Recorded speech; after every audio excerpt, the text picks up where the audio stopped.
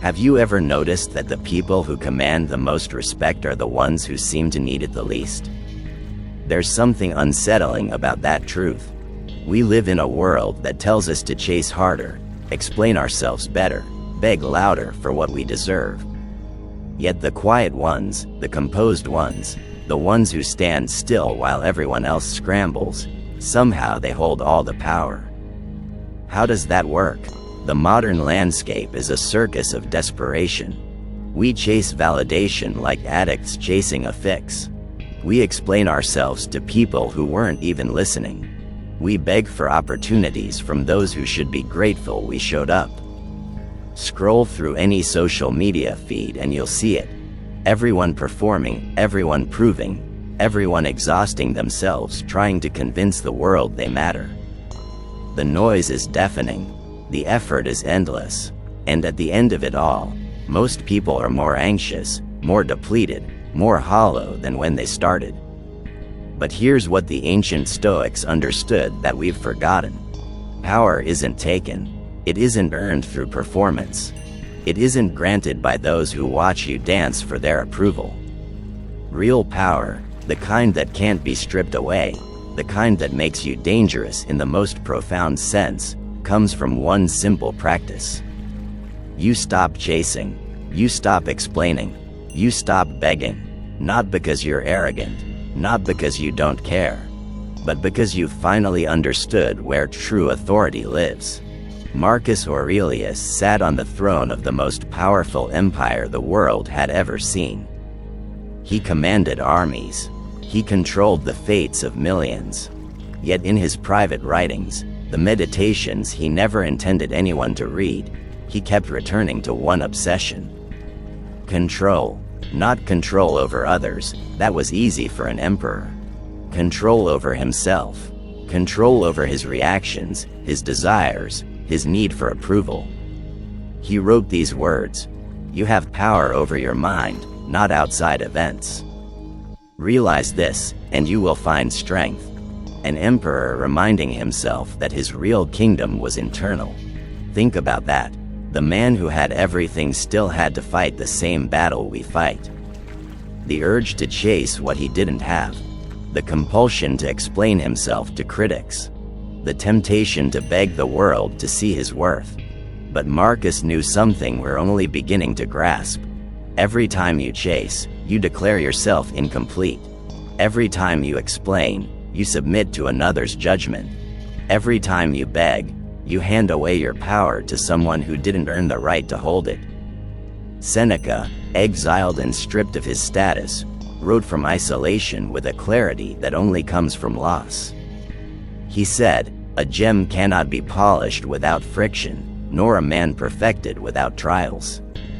But here's what makes that profound. He wasn't talking about becoming stronger through suffering. He was talking about what happens when you stop running from it. When you stop chasing the comfort that exile took away. When you stop explaining to Rome why you didn't deserve banishment. When you stop begging fate to give you back what it claimed. That's when the real transformation begins. We've built an entire culture on the opposite philosophy. Chase your dreams, we're told. Explain yourself clearly. Ask for what you want.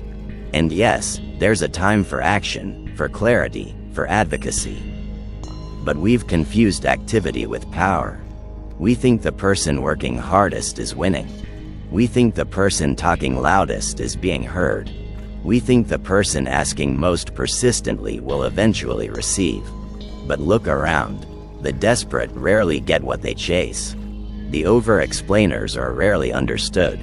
The beggars, no matter how eloquent, are rarely respected. There's a war happening right now inside your mind. You probably don't even notice it anymore because it's been raging so long. On one side, there's the part of you that knows your worth, that recognizes your value doesn't depend on external validation. On the other side, there's the part trained by years of conditioning to prove yourself, to seek approval, to measure your significance by how others respond to you. Every day, every interaction, every moment of silence or rejection, that war intensifies. And here's what most people never realize. Every time you chase someone who's walking away, you're declaring that their presence is more valuable than your peace. Every time you explain yourself to someone who's already decided about you, you're giving them authority over your narrative that they didn't earn. Every time you beg for what you deserve, you're teaching the world that your value is negotiable. The untrained mind is like a city without walls. Any opinion can invade, any rejection can pillage, any indifference can occupy your thoughts for days. You become a refugee in your own consciousness, constantly displaced by the moods and judgments of others. And the exhaustion of that, the constant vigilance, the endless defense of your worth, it hollows you out from the inside. If you're tired of that war, if you're exhausted from performing for an audience that will never be satisfied, then what comes next might feel uncomfortable. Because the Stoic path doesn't offer you better tactics for winning approval. It offers you something far more radical: freedom from needing it in the first place. Before we go deeper, I want you to consider something. If this resonates with you, if you felt that exhaustion I'm describing, subscribe to this channel. Not because I need you to, but because you need a reminder that there's a different way to move through the world. A way that doesn't leave you depleted and desperate. We're building a community of people who refuse to beg for their place in the world. Join us. The false freedom of our age is the freedom to express every impulse, to authenticate every emotion, to broadcast every reaction. We mistake this for liberation, but the Stoics saw it differently.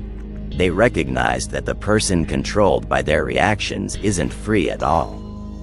They're enslaved by circumstances, by other people's behavior, by the randomness of events.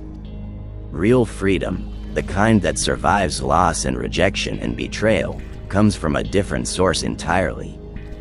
Epictetus was born a slave, owned by another human being. His body wasn't his own. His time wasn't his own. His choices were limited in ways we can barely imagine.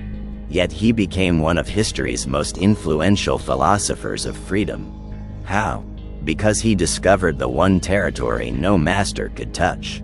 His judgment, his interpretation, his inner response to circumstances. He said, "There is only one way to happiness, and that is to cease worrying about things which are beyond the power of our will." Read that again slowly. Cease worrying about things beyond the power of our will. Not fight harder for them. Not explain why you deserve them. Not beg them to change. Cease worrying about them entirely. This isn't resignation. This isn't giving up. This is the most radical redistribution of your energy you'll ever make.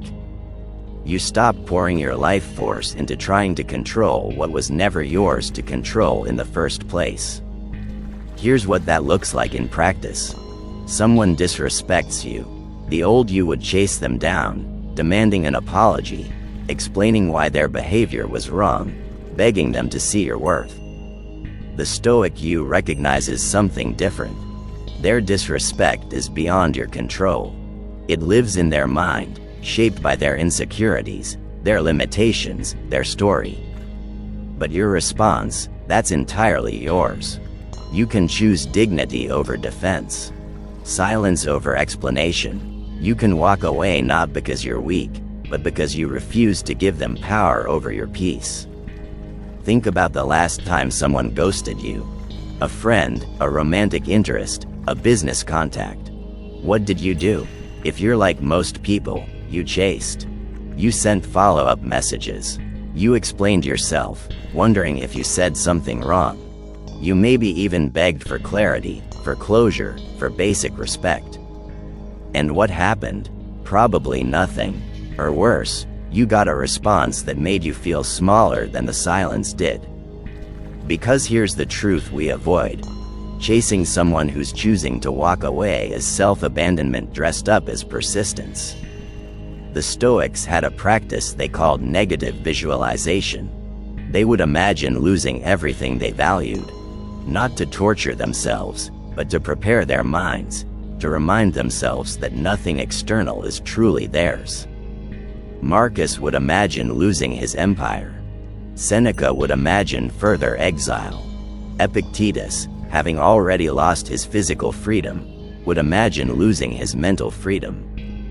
And through this practice, they developed something most people never find: unshakable inner stability. But we can go deeper than just imagination. We can examine the actual cost of chasing, explaining, and begging. Not the obvious cost, the embarrassment or the time wasted. The deeper cost, the spiritual cost. Every time you chase someone who doesn't choose you, you train your nervous system to believe you're not enough as you are.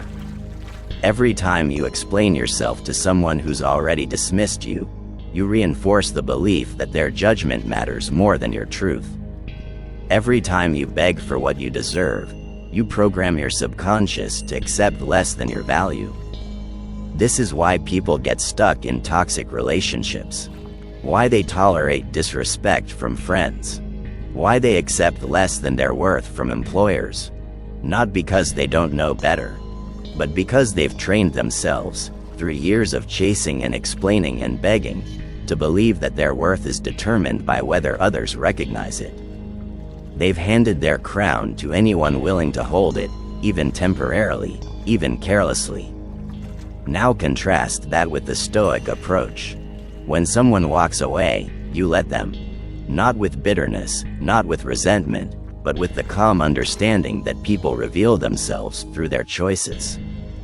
When someone disrespects you, you don't explain why they shouldn't. You simply note that they're not aligned with your values and you adjust your energy accordingly. When you deserve something, an opportunity, a promotion, a basic level of respect, you don't beg for it. You embody it so completely that it becomes obvious to those with eyes to see. This is the Stoic law of power, and it operates on a principle most people never grasp. The less you need from the external world, the more power you have over it. Not power in the sense of domination or control. Power in the sense of unshakable presence. When you stop chasing, you become magnetic because scarcity is attractive and you've just made yourself scarce. When you stop explaining, you become mysterious because people are drawn to those who don't feel the need to justify their existence. When you stop begging, you become valuable because nothing cheap is treasured. Let me be clear about something. This isn't a manipulation tactic. This isn't some dark psychology trick to make people want you more. That's still chasing, just with different clothes on. This is a fundamental rewiring of how you relate to your own worth. You stop seeking validation because you've validated yourself. You stop explaining because you've accepted that those who matter won't require explanations and those who require explanations don't matter. You stop begging because you've recognized that anything you have to beg for isn't truly yours anyway. Halfway through this journey together, I want to remind you of something. If you're still here, if these words are landing somewhere deep, you're already different from most people. Most will hear this and think it sounds good but never apply it. They'll go right back to chasing, explaining, begging because it's familiar and change is uncomfortable. But you, if you stay with this, if you subscribe and commit to this path, you're choosing something rare. You're choosing to become dangerous in the most powerful way possible. Dangerous because you can't be manipulated. Dangerous because you can't be bought. Dangerous because you've found the one kingdom no one can conquer: yourself. The question that always comes up here is, isn't this just being cold? Isn't detachment the same as not caring? And this is where we need to go deeper into Stoic philosophy because this misunderstanding keeps people trapped. Stoicism isn't about becoming emotionless. It's about becoming emotionally wise. It's about feeling deeply without being destroyed by those feelings. Marcus Aurelius loved his children. When several of them died young, he grieved. But his grief didn't break him because he'd prepared his mind for loss. He'd reminded himself daily that everything he loved was temporary, borrowed from fate. This didn't make him love them less. It made him cherish them more while they lived and survived their loss when they died. That's not coldness. That's the deepest form of love. Love without the desperate attachment that turns love into suffering. Apply this to the modern context of chasing, explaining, and begging. When you stop chasing someone, you're not saying they don't matter. You're saying their absence can't destroy your peace. When you stop explaining yourself, you're not saying communication doesn't matter. You're saying your truth doesn't require another's approval to be valid. When you stop begging, you're not saying you don't have needs or desires. You're saying those needs don't define your worth. This distinction is crucial because most people swing between two extremes. Either they chase desperately, attach anxiously, and beg pathetically, or they shut down completely, build walls, and pretend they don't care about anything. Both extremes are prisons. Both rob you of real power. The Stoic path is the narrow way between them. Full engagement with life, full openness to connection, full pursuit of meaningful goals, but without the desperate attachment that turns every loss into devastation. So how do we practice this? How do we retrain a mind that's been conditioned for years to seek external validation? The Stoics gave us a method, and it's simpler than you think, though not easy. It starts with the pause. That space between stimulus and response. Someone disrespects you, before you react, pause. Someone doesn't text back, before you double text, pause. Someone rejects your offer, before you explain or negotiate, pause. In that pause, you ask yourself one question. Is my response about to give away my power? If you're about to chase, ask yourself, will pursuing someone who's walking away make me more or less powerful? If you're about to explain, ask yourself, will justifying myself to someone who's already judged me make me more or less powerful? If you're about to beg, ask yourself, will pleading for what I deserve make me more or less powerful? The answer is always the same. You know it before you even finish asking.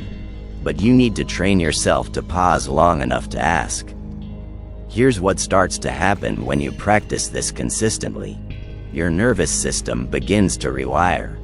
The desperate anxiety that used to flood you when someone pulled away, it starts to quiet. Not because you don't care, but because you've proven to yourself that you survived their absence. The compulsion to explain yourself, it starts to fade. Not because you've become secretive, but because you've learned that your truth doesn't need another's validation. The urge to beg, it dissolves.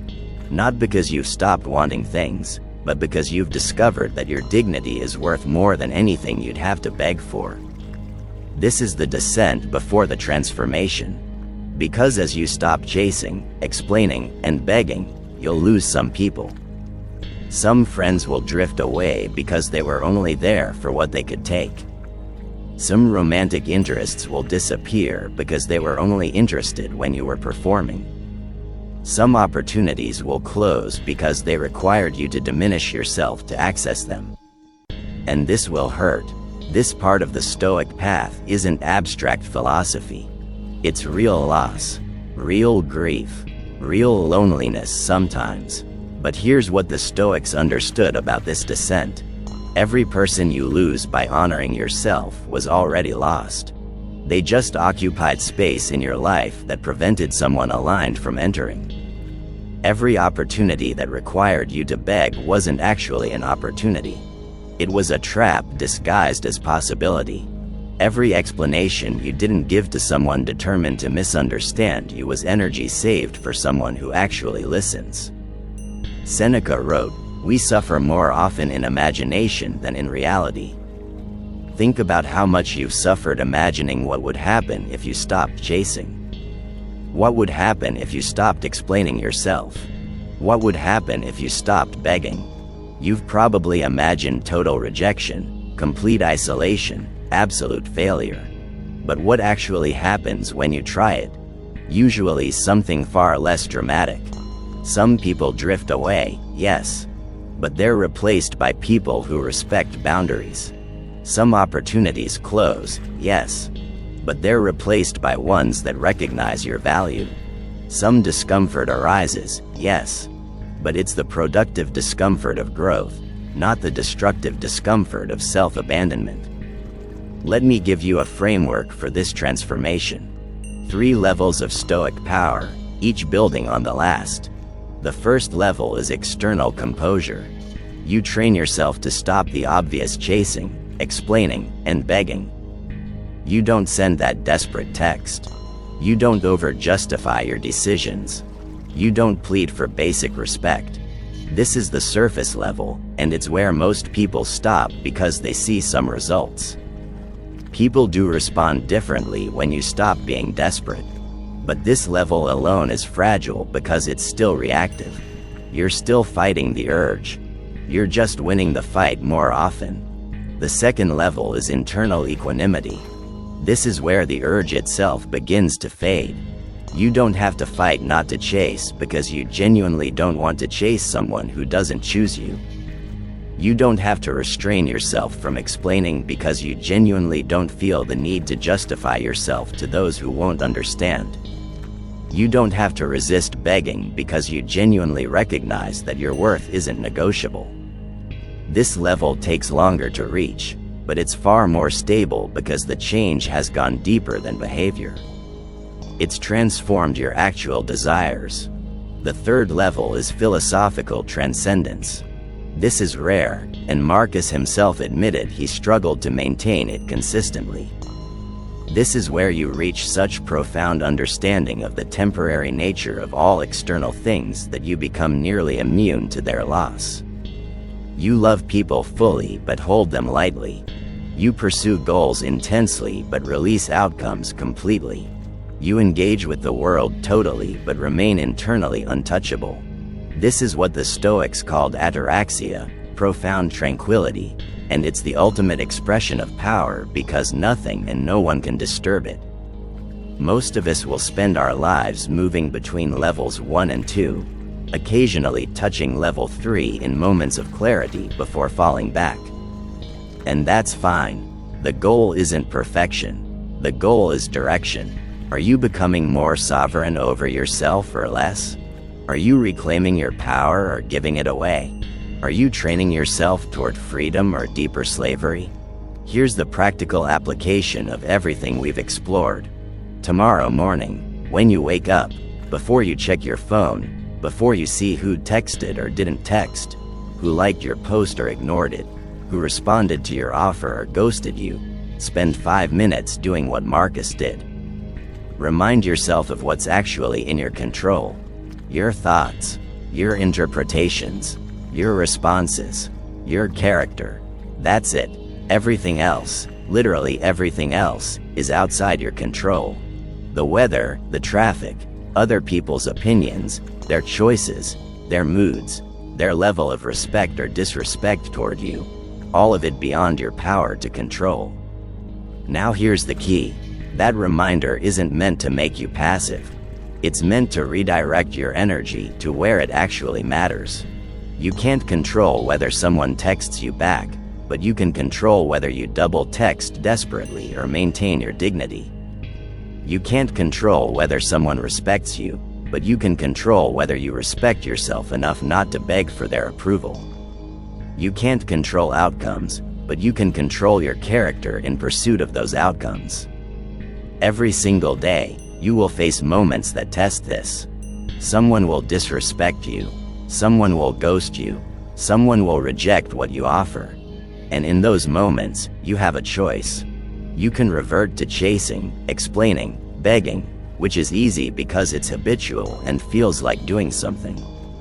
Or you can practice Stoic power, which is harder because it requires you to sit with discomfort without trying to fix it externally. Let me tell you what happens when you consistently choose the Stoic path. First, you'll notice your emotional volatility decreases. You'll still feel emotions, deeply, but they'll move through you like weather instead of defining you like climate. Someone's disrespect will register, you'll note it, you'll adjust your relationship with them accordingly, but it won't ruin your day or occupy your thoughts for hours. That's power. Second, you'll notice the quality of your relationships transforms. The people who stay in your life after you stop chasing are the ones who actually value you. The friendships that survive your refusal to explain every decision are the ones built on genuine trust. The romantic connections that deepen when you stop begging for affection are the ones rooted in mutual respect. You'll have fewer relationships, probably, but the ones you have will be infinitely more nourishing. Third, you'll notice opportunities start appearing that match your actual worth. When you stop begging for scraps, when you embody your values so completely that it's non-negotiable, the world responds. Not always quickly, not always obviously, but inevitably. Because there's a law that operates in human dynamics. People treat you the way you treat yourself. When you treat yourself like someone who needs to chase, the world sees you as someone to run from. When you treat yourself like someone who needs to explain, the world sees you as someone to question. When you treat yourself like someone who needs to beg, the world sees you as someone to exploit.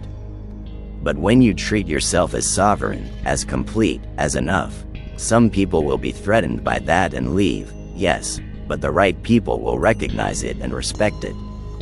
The Stoic sages spoke of something they called sympatheia, the interconnectedness of all things. They believed the universe operates on rational principles and that when you align yourself with those principles, you align yourself with reality itself. One of those principles is this: strength attracts, weakness repels. Not physical strength, not even mental strength necessarily, but the strength of self-possession. The strength of someone who knows their worth and doesn't need external validation to confirm it. Think about the people you most respect in your own life. Chances are, they're not the ones constantly seeking approval. They're not the ones chasing people who don't want them. They're not the ones explaining themselves to every critic. They're not the ones begging for opportunities. They're the ones who move through the world with quiet confidence, with unshakable presence, with that quality that makes you want to earn their respect rather than them begging for yours. You can become that person. Not by pretending, not by performing, not by some fake it till you make it nonsense, but by genuinely transforming your relationship with external validation, by retraining your nervous system to find its stability internally rather than externally, by practicing, every single day, the pause between stimulus and response, by asking yourself constantly, is this response giving away my power or reclaiming it? Let me give you 3 specific practices you can implement immediately. First, the 24-hour rule. Anytime you feel the urge to chase someone who hasn't responded, to explain yourself to someone who's criticized you, or to beg for something you deserve, wait 24 hours. Just wait. Don't act on the impulse immediately. You'll find that after 24 hours, the compulsion has usually faded and you can see the situation more clearly. Often, you'll realize the urge to chase or explain or beg was about your own anxiety, not about the actual situation. Second, the journaling practice Marcus used. Every evening, review your day. When did you give away your power? When did you chase, explain, or beg? Don't judge yourself harshly, just observe. Then ask, what would the Stoic response have been? Write it out. Over time, this practice rewires your default responses. You'll catch yourself earlier, pause more quickly, choose differently more often. Third, the negative visualization we discussed earlier. Once a week, sit quietly and imagine losing something or someone you value. Not to torture yourself, but to prepare your mind. Imagine your business failing. Imagine a relationship ending. Imagine losing your health. Then remind yourself, if that happened, you would survive. You would find a way. Your core self, the part that observes all experiences, would remain intact. This practice doesn't make you pessimistic. It makes you unshakable. The path we've walked together through this exploration isn't easy. If it were, everyone would walk it. But it's simple. Stop chasing what runs from you. Stop explaining yourself to those determined to misunderstand. Stop begging for what you deserve. Not because you're arrogant, not because you don't care, but because you've finally understood where real power lives. It lives in the space between stimulus and response. It lives in your ability to choose your interpretation of events. It lives in your refusal to let external circumstances disturb your internal peace. The world will rage around you. People will disrespect you. Opportunities will close. Relationships will end. This is guaranteed. Life doesn't promise you fairness or justice or even basic kindness. But here's what the Stoics discovered that changed everything. None of that can touch you unless you let it. Your peace, your power, your sovereignty over yourself. These things are untouchable as long as you refuse to hand them away by chasing what doesn't choose you, explaining yourself to those who won't listen, or begging for what should be freely given. If you've made it this far, you're not like most people. Most would have clicked away looking for easier answers, quicker fixes, more comfortable philosophies. But you stayed. That tells me something about you. You're ready for this path. You're ready to stop performing and start embodying. You're ready to reclaim the power you've been giving away your entire life. Subscribe to this channel if you haven't already. Not because I need your subscription, but because you need this reminder. You need a community of people who understand that real power isn't loud, isn't aggressive, isn't about dominating others. Real power is quiet, composed, unshakable. It's the power of someone who's mastered themselves. Join us on this journey. We're walking the Stoic path together, and every step takes us closer to the freedom we've been searching for in all the wrong places. The storm continues outside. It always will. But you remain calm, clear, untouchable. Not because the world has stopped challenging you, but because you've finally stopped letting it disturb what matters most. Your peace, your power, your unshakable self.